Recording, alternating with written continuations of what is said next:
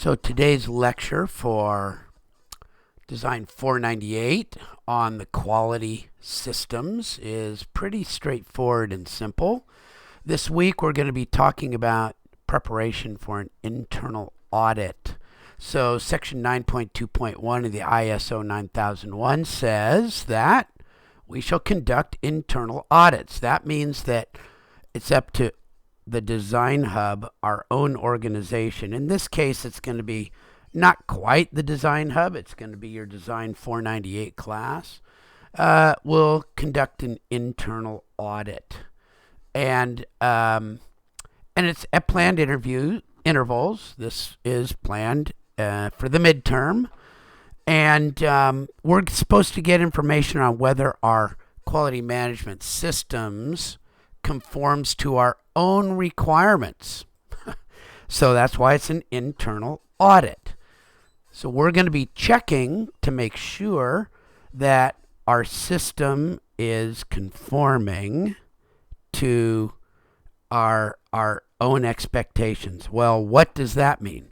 That means that each and every person in the organization needs to do their part properly and according to the rules of what's going on. And so the job of an internal audit is to really make sure so that if there is an external audit, they're pretty well set and can show that that maybe the auditors found one or two things out of place, but overall we're watching and we're checking ourselves.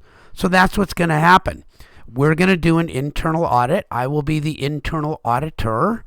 I have a lot of experience at that, starting in probably the early 90s through about 2003 or 2004. I was an internal auditor as the representative of either the quality system or the engineering department for our internal audit team. And of course, I did audits not of my own group, but of other groups, and I received feedback from other auditors about the groups that I was either in charge of or participating in. And so it's not a scary thing, and it's actually there to make sure that we as an organization are doing everything that we can to do things well, to control the quality of our product that we're giving to our clients, and to ensure that we meet our own quality standards. And if we don't, it's just cause for us to do better training, revamp systems so they work better, or find out what the root cause of the problem is. So that's what we're going to do. So your midterm exam acts as the quality management system internal audit, and we're going to ask you to provide me, with evidence that you understand and follow the Design Hub quality management system. And so we've been talking about that. We've been talking for the last 6 weeks, and this is week number 7, I think. We've been talking about how the items that you do, the timekeeping, the quality blog, the production reports, the notes that you take on your projects, all fall within standard good quality concepts, and we've been suggesting that you keep records of those so that when you're asked to, you can provide them. And so that's what's up now. So you'll be asked to sign up for a 15 to 30 minute audit interview, and you can present your evidence, and that's going to happen weeks 8 and 9. That's next week and the following week. Here's the sign up genius for you to look at and sign up. And lo and behold, it's been up there for a week, and I don't see anybody signed up yet. So maybe you'll be the first one. But you just sign up for a thing, and I'll actually pop the requirements out probably on the Sunday, not on the Monday. So if you want the 9 a.m. one, you can do it. But you can be preparing for it now.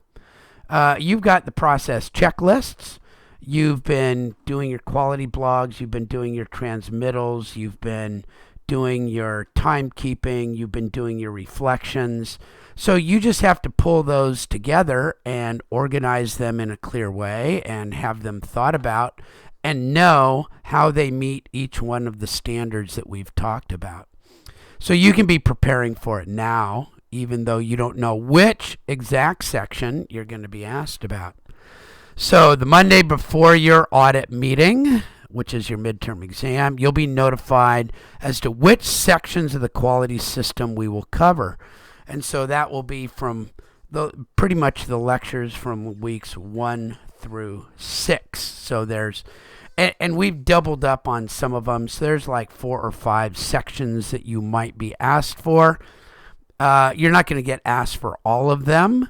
It will most likely be 1 or 2 sections, and then you'll present your evidence and we'll be able to talk about it.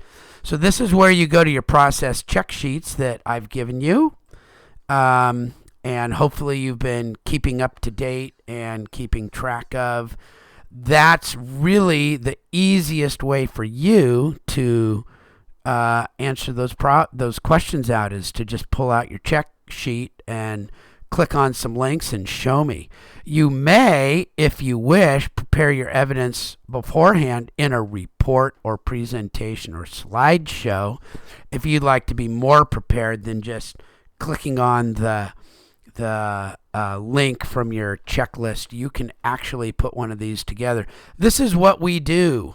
When I was a student learning outcomes assessment coordinator, we prepared a rather large set of data for our auditors, and we had it all on a USB, and we gave them each a copy of the USB and said, here you go. If you have a question, call me.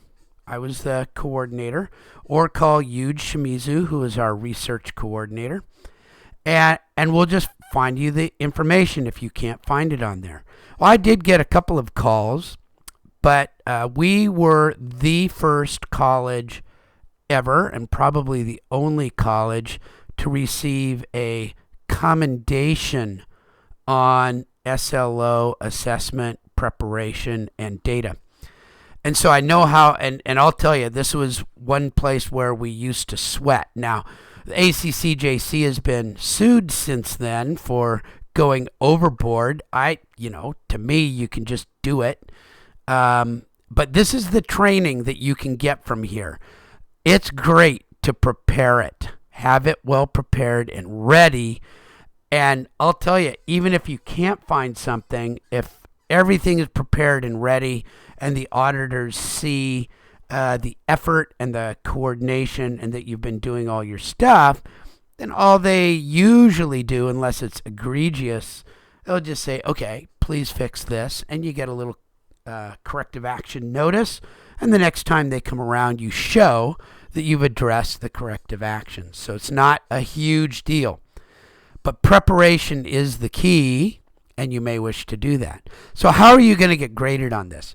Remember, your midterm exam counts as 10 points. It's your work experience midterm packet. So you're gonna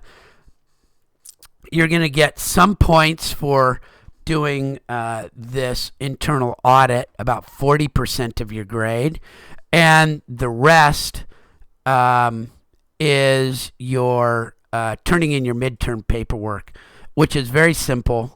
I'll have it for you, and you can just fill it out right then and there and then turn it in, or fill it out that week. It's very, very simple to fill out. So how does the grading go? You're just learning this stuff, so automatically you get 3 points out of 4 just for showing up and doing it. Now, I'm not giving lates or extensions, so you better sign up and you better get on it so that you do have a chance to take it. If none of the times work for you, there are a few people that work all day and may need an alternate time, you may contact me and suggest some alternate times. And if it fits within my schedule, I can do that. But remember, you're asking an auditor now to go out of their way to do something special for you if you do that. And that's not the best practice. So just by showing up, you'll get 3 points. Okay, so that's cool. If you provide adequate evidence of meeting all these things, you'll get another point. And then the rest of it is just turning in your paperwork. So you're kind of guaranteed 9 points out of 10. That's kind of nice. You're not guaranteed. I mean, you got to do it and you got to show up. But just your effort and your time is going to be worth 9 points out of 10. And then I'll use the other for this 1 point. So internal audits are meant to be helpful. They're meant to be learning situations for the workforce to get better at what they're doing. It's meant to be a learning situation for the management to understand what's working and not working within their system. So that's how it goes. That's what's going to be up. I'm going to post this, and I'm going to expect you to be looking at this and listening, but it's not too long. So there we go. And I'll look forward to seeing you next week or the week after at your internal audit meeting. Thank you.